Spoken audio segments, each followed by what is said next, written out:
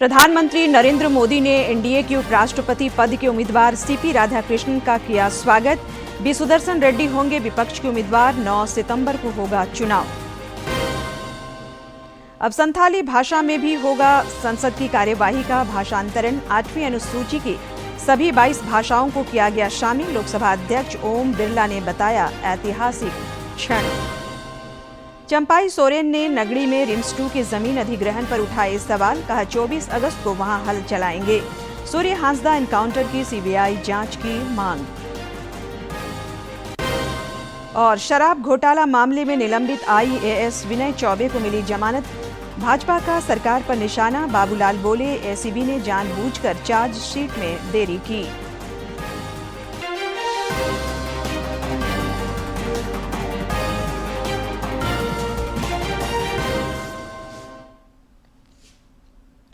नमस्कार, खबरें झारखंड में आपका स्वागत है। मैं हूं संध्या दिमता और अब समाचार विस्तार से। प्रधानमंत्री नरेंद्र मोदी ने आज उपराष्ट्रपति चुनाव के लिए एनडीए उम्मीदवार सीपी राधाकृष्णन का अभिनंदन किया। एनडीए की संसदीय दल की बैठक के दौरान गृह मंत्री अमित शाह और भाजपा के राष्ट्रीय अध्यक्ष जेपी नड्डा समेत घटक दलों के प्रमुख नेता मौजूद रहे। संसदीय कार्य मंत्री किरेन रिजिजू ने बताया कि प्रधानमंत्री ने विपक्षी दलों से उपराष्ट्रपति चुनाव के लिए एनडीए उम्मीदवार सीपी राधाकृष्णन का समर्थन करने और उन्हें सर्वसम्मति से चुनने की अपील की है।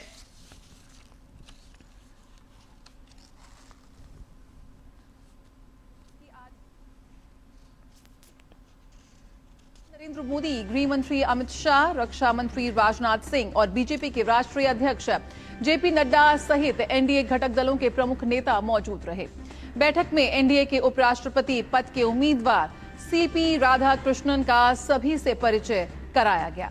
इस अवसर पर प्रधानमंत्री नरेंद्र मोदी ने सीपी राधाकृष्णन का स्वागत किया। एनडीए नेताओं ने पीएम मोदी को धन्यवाद दिया कि एक अच्छे और योग्य उम्मीदवार को उपराष्ट्रपति पद का उम्मीदवार बनाया गया है। केंद्रीय मंत्री किरेन रिजिजू ने कहा कि प्रधानमंत्री नरेंद्र मोदी ने चुनाव में विपक्ष के सभी साथियों से सीपी राधाकृष्णन का समर्थन करने की अपील की है।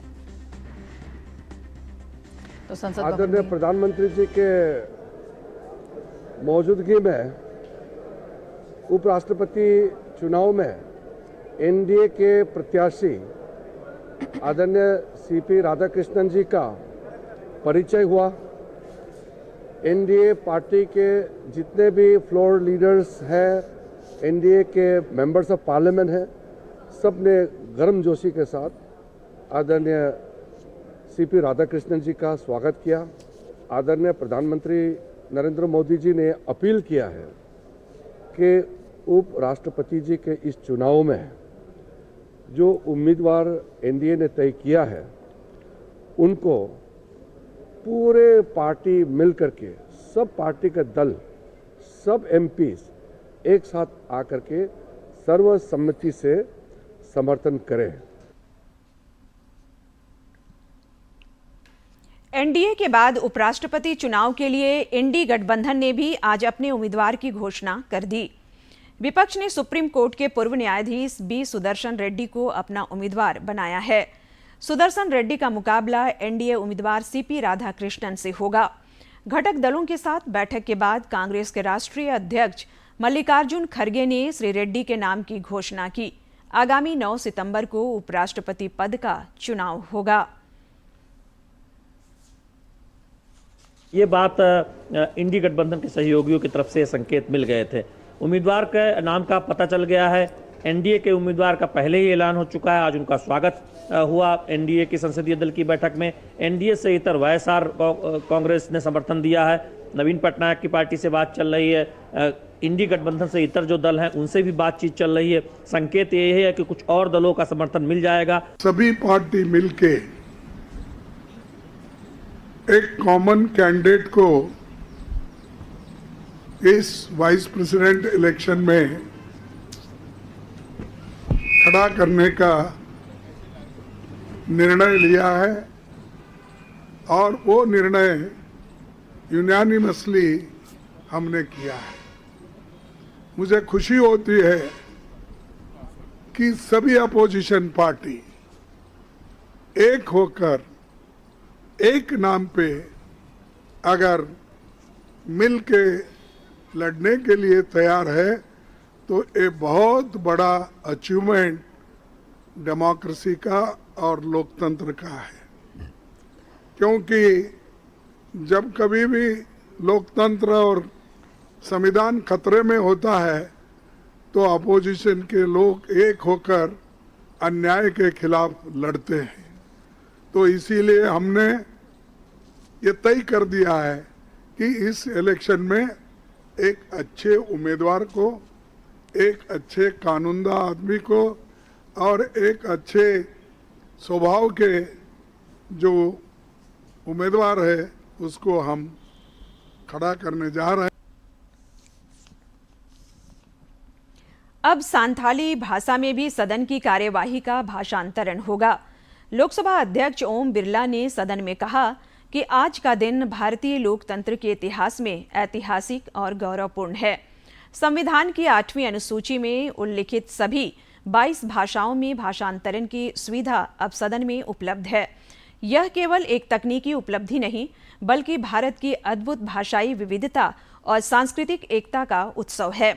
अभी तक हिंदी और अंग्रेजी के अतिरिक्त 18 भाषाओं में यह सुविधा उपलब्ध थी। माननीय सदस्यगण, मुझे आपको सूचित करते हुए अत्यंत प्रसन्नता हो रही है कि हम सदन में संविधान की 8वीं अनुसूची में उल्लिखित सभी भाषाओं में इंटरप्रिटेशन की सुविधा उपलब्ध करा रहे हैं। अभी तक सदन में हिंदी और अंग्रेजी के अतिरिक्त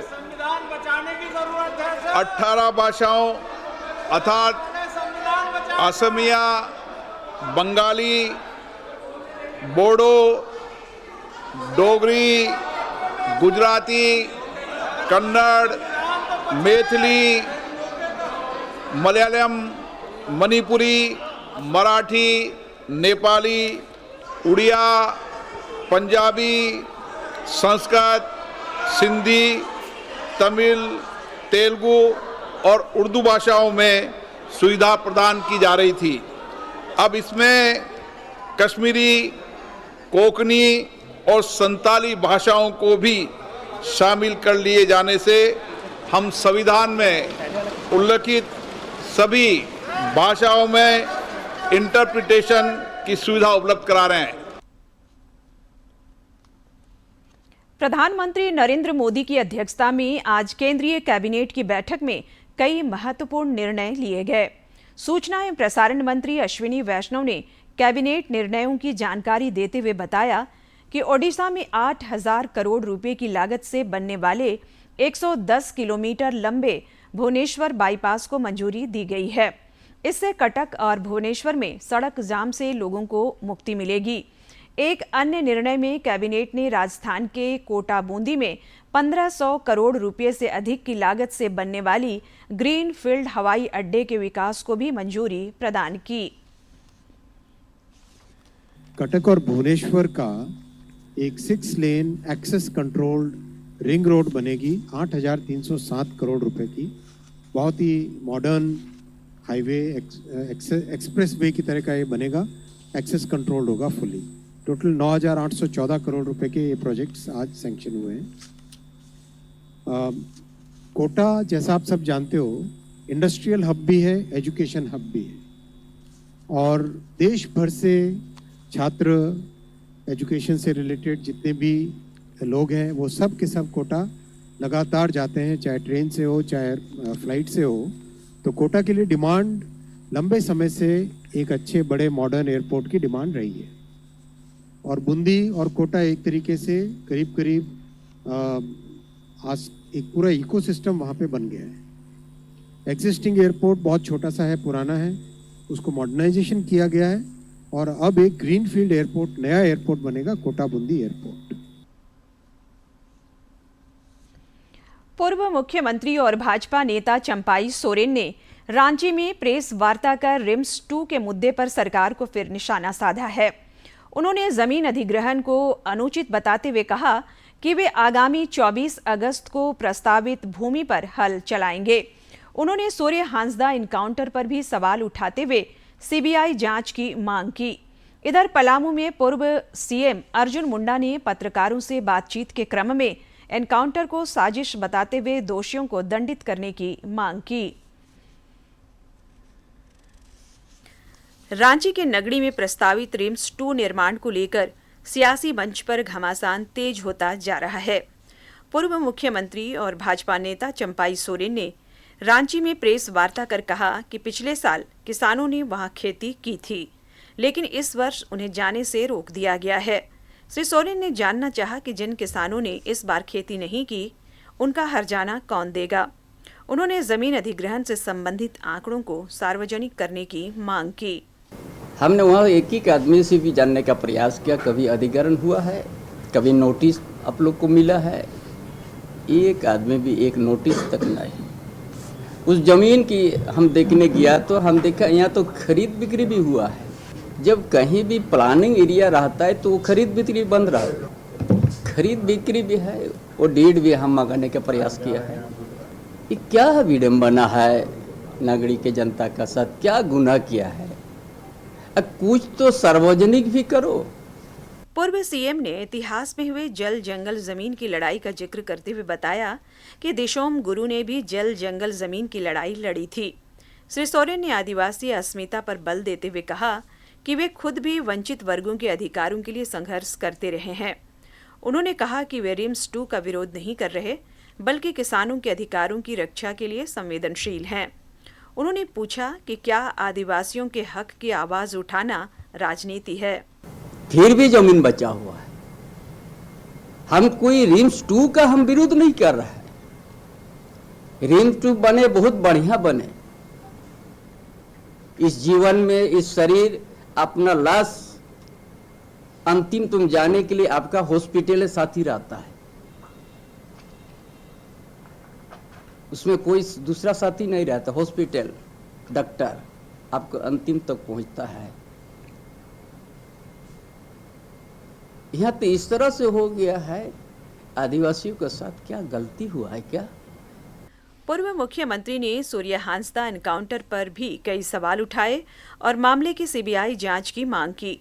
उन्होंने कहा कि सूर्य हांसदा शिक्षा के प्रसार और जन सरोकार के प्रति समर्पित थे। सूर्य हांसदा को जो इनकाउंटर हो गया, जैसा लगता है आदिवासी मार दो ना, क्या होगा? इसीलिए बड़ा जोर से हम करेंगे ये सीबीआई जांच हो सूर्य हांसदा का। इधर मामले पर भाजपा द्वारा गठित जांच समिति का हिस्सा रहे पूर्व मुख्यमंत्री अर्जुन मुंडा ने कहा कि किसानों के अवैध खनन को छिपाने के लिए सूर्य हांसदा के खिलाफ गहरी साजिश रची गई। उन्होंने कहा कि जांच समिति की रिपोर्ट के आधार पर पार्टी की भावी रणनीति तय होगी। श्री मुंडा ने दोषियों को दंडित करने की भी मांग की। सूर्य हांसदा को कहा जा रहा है कि पुलिस मुठभेड़ में मारा गया, पर वहां जाने के बाद में कई चीज़ों का मैंने अध्ययन किया। अब ये अध्ययन से जो पता चल रहा है कि इसमें एक गहरी साजिश और मिनरल के जो अवैध कारोबार से जुड़ा है, इसके बारे में एक रिपोर्ट बन रही है और उस रिपोर्ट के आधार पर जहां हम आगे की रणनीति तय करेंगे, वहीं प्रशासन को इस बात के लिए त्वरित कार्रवाई करते हुए सुनिश्चित करना चाहिए। गौरतलब है कि भाजपा की जांच समिति ने सोमवार को गोड्डा के ललमटिया में दिवंगत सूर्य हांसदा के परिजनों और ग्रामीणों से मिलकर घटनाक्रम की जानकारी ली थी। डीडी झारखंड के लिए ब्यूरो की रिपोर्ट। राज्यपाल संतोष कुमार गंगवार से आज नागपुरी भाषा परिषद के एक शिष्टमंडल ने राजभवन में मुलाकात की। शिष्टमंडल ने राज्यपाल को राज्य के प्रत्येक विद्यालय, महाविद्यालय एवं विश्वविद्यालय में जनजातीय एवं क्षेत्रीय भाषाओं के लिए पद सृजित करने तथा शिक्षकों एवं प्राध्यापकों की स्थायी नियुक्ति की दिशा में पहल करने का आग्रह किया। राज्यपाल से आज रांची स्थित सरला बिरला विश्वविद्यालय के कुलपति प्रोफेसर जगन्नाथन चोकलिंगम और अन्य लोगों ने भी मुलाकात की। इस दौरान उन्होंने राज्यपाल को विश्वविद्यालय द्वारा 21 से 23 अगस्त तक आयोजित होने वाले मेगा प्रदर्शनी स्वर्णिम भारत एक्सपो में शामिल होने का न्योता दिया। भाजपा ने सेवा पखवाड़ा के कार्यक्रमों को लेकर तैयारियां शुरू कर दी है। प्रदेश अध्यक्ष बाबूलाल मरांडी की उपस्थिति में आज पार्टी कार्यालय में इस सिलसिले में प्रदेश टोली की महत्वपूर्ण बैठक हुई। इस दौरान सेवा पखवाड़ा को लेकर काफी देर तक विचार विमर्श हुआ। बैठक में प्रदेश उपाध्यक्ष राकेश प्रसाद और बाल मुकुंद सहाय समेत अन्य नेता मौजूद थे। भाजपा महामंत्री मनोज सिंह के पिता और आरएसएस के पलामू विभाग के पूर्व सरसंघ चालक दिवंगत ध्रुव नारायण सिंह की आज अंत्येष्टि हुई। स्थानीय हरीश चंद्र घाट में अंतिम संस्कार कार्यक्रम में पूर्व मुख्यमंत्री अर्जुन मुंडा भी शामिल हुए। श्री मुंडा ने उनके योगदान का स्मरण किया, साथ ही दिवंगत आत्मा की शांति के लिए ईश्वर से प्रार्थना की। हमारे बहुत ही वरिष्ठ और जिन्होंने सामाजिक जीवन में हमेशा लोगों के बीच में लोकप्रिय रहे, कार्य किए और एक राष्ट्रवादी विचारधारा को लेकर हमेशा जनता से जुड़े रहे। राजनीतिक दल के नाते नहीं बल्कि एक स्वयं सेवक के नाते।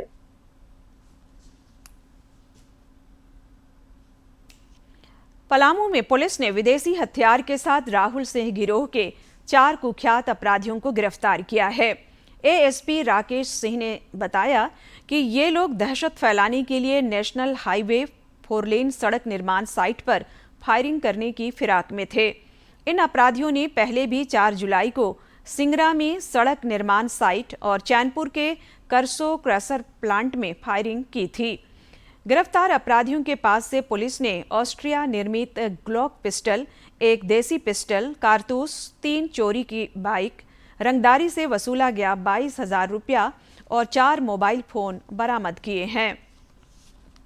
पड़ता है वहां से हमने 4 अपराधियों को अरेस्ट किया है। उन अपराधियों के पास से हमें 50 जिंदा बुलेट मिला हुआ है, 2 पिस्टल मिला हुआ है जिसमें एक ग्लॉक वेपन है जो मेड इन ऑस्ट्रिया होता है और साथ ही चोरी की 3 बाइक हमें मिला है और रंगदारी से वसूला गया 22,000 रुपए भी इनके पास से सीज हुआ है और इनके पास से 4 मोबाइल फोन भी प्राप्त हुआ है। झारखंड कैडर के आईपीएस अधिकारी कुलदीप द्विवेदी को सीबीआई में संयुक्त निदेशक के पद पर नियुक्त किया गया है। इस संबंध में अधिसूचना जारी की गई है। श्री द्विवेदी झारखंड कैडर के 2005 बैच के आईपीएस अधिकारी हैं।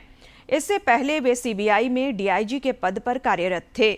जॉइंट डायरेक्टर के रूप में उनकी नियुक्ति 5 साल यानी 17 जनवरी 2029 तक की अवधि के लिए की गई है। पलामू टाइगर रिजर्व क्षेत्र के जंगल से वन विभाग की टीम ने 4 शिकारियों को गिरफ्तार किया है। इनके पास से 4 देसी बंदूक, 4 हिरन के सींग समेत कई सामान बरामद किए गए हैं। पलामू टाइगर रिजर्व के उपनिदेशक प्रजेश जेना ने बताया कि गुप्त सूचना के आधार पर वन विभाग की टीम ने छापेमारी कर शिकारियों को पकड़ा। शिकारियों की ओर से गोलीबारी भी की गई जिसमें वन रक्षी बाल बाल बच गए। लोधा मुंडा लखन परिया जिन्होंने अपने देसी खरौटा बंदूक से हमारे वनरक्षी के ऊपर गोली से वार किया, पीछा किए और उनको धर दबोचे, उनको गिरफ्त में ले लिया गया। शराब घोटाला मामले में जेल में बंद निलंबित आईएएस अधिकारी विनय चौबे को विशेष अदालत से बड़ी राहत मिली है। अदालत ने उन्हें शर्तों के साथ जमानत दे दी है। शराब घोटाला मामले में 90 दिनों के अंदर आरोप पत्र दाखिल नहीं होने की वजह से उन्हें यह राहत मिल पाई। एसीबी कोर्ट ने 25-25 हजार के 2 निजी मुचलके भरने की शर्त पर जमानत दी। घोटाले के आरोपी आईएएस विनय कुमार चौबे को आज एसीबी की विशेष अदालत ने बीएनएसएस की धारा 187(2) के तहत 90 दिनों के अंदर चार्जशीट दाखिल नहीं किए जाने पर जमानत की सुविधा प्रदान की है। साथ ही कोर्ट ने यह शर्त लगाया है कि वो अपना मोबाइल नंबर न बदले और शहर से बाहर जाने से पहले कोर्ट का अनुमति लें। इधर भाजपा प्रदेश अध्यक्ष बाबूलाल मरांडी ने राज्य में हुए शराब घोटाले को लेकर राज्य सरकार पर निशाना साधा है। उन्होंने एक सोशल मीडिया पोस्ट में कहा कि तकरीबन 1000 करोड़ रुपए के शराब घोटाले में मुख्यमंत्री हेमंत सोरेन के पूर्व सचिव के खिलाफ एसीबी ने जानबूझकर 90 दिनों के भीतर चार्जशीट दाखिल नहीं की, जिससे उनकी जमानत का रास्ता आसान हो गया। रांची के दरभंगा हाउस स्थित सीसीएल प्रेक्षागृह में शुभ संस्कार क्रिएटिव डांस एकेडमी के वार्षिकोत्सव के दौरान कथक नृत्य की प्रस्तुति ने दर्शकों को भाव विभोर कर दिया। राज्य के पारंपरिक वाद्य यंत्रों की धुन पर नृत्यांगनाओं ने एक से बढ़कर एक कथक नृत्य की प्रस्तुतियां दी।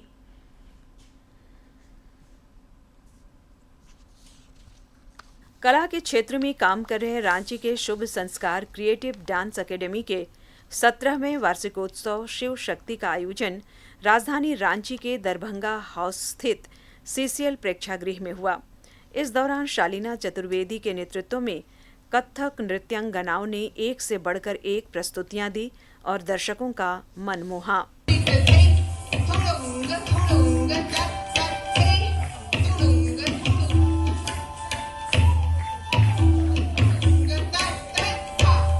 इस दौरान भारतीय सनातन संस्कृति और झारखंड की लोक कला की अनुपम छटा देखने को मिली। संस्था के निदेशक शालीना चतुर्वेदी ने कथक में नव प्रयोग कर नृत्य को अद्भुत बना दिया। उन्होंने झारखंड के पारंपरिक वाद्य यंत्र मांदर की थाप पर कथक नृत्य की प्रस्तुति दी।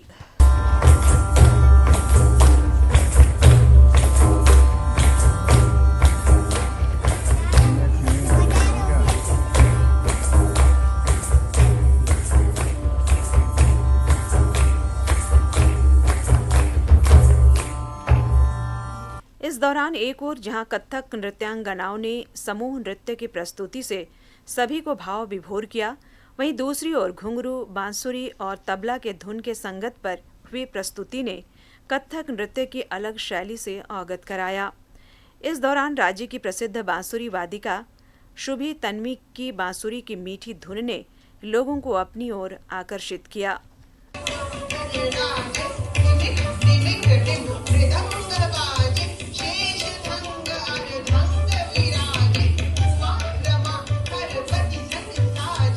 संस्थान के वार्षिकोत्सव पर आयोजित इस कार्यक्रम ने कलाकारों और कला प्रेमियों के मानस पटल पर अमिट छाप छोड़ी है, क्योंकि यह महज एक सांस्कृतिक कार्यक्रम मात्र नहीं था, बल्कि इसमें नवाचार, नव प्रयोग और शोध की झलक स्पष्ट दिख रही थी।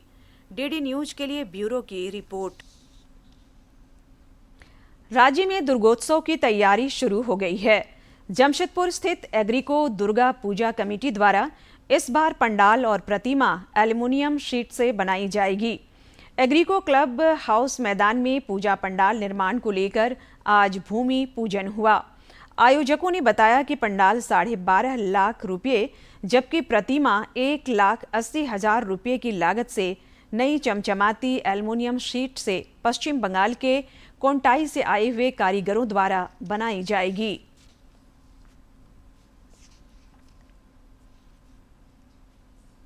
वर्ल्ड फोटोग्राफी दिवस के अवसर पर आज कई कार्यक्रम आयोजित हुए। प्रेस क्लब ऑफ जमशेदपुर की ओर से कार्यक्रम का आयोजन कर फोटो जर्नलिस्टों को स्मृति चिन्ह तथा सर्टिफिकेट देकर सम्मानित किया गया। इस दौरान कई पत्रकार सहित सैकड़ों छात्र मौजूद रहे।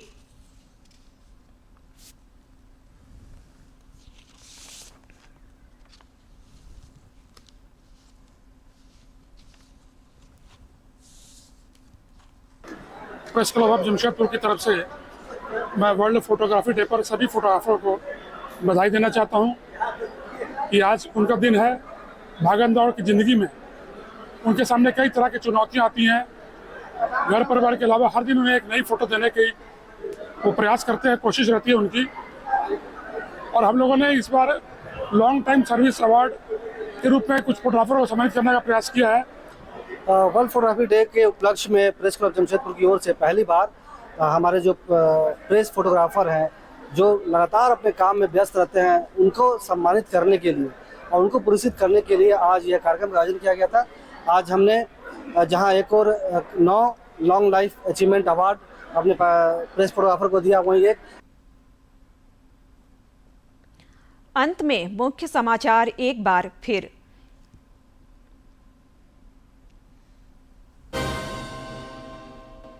प्रधानमंत्री नरेंद्र मोदी ने एनडीए के उपराष्ट्रपति पद के उम्मीदवार सीपी राधाकृष्णन का किया स्वागत।